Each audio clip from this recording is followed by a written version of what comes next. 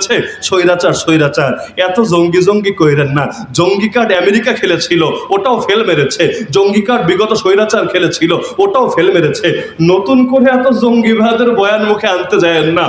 2 দিন পর পাবলিক এই জঙ্গি স্লোগানটাকে ওই রাজাকারের মতো বরণ করে নিয়ে আপনাদের যত ভণ্ডামি আছে সব ভণ্ডামির সাজা করায় ভণ্ডায় বুঝিয়ে দেবে।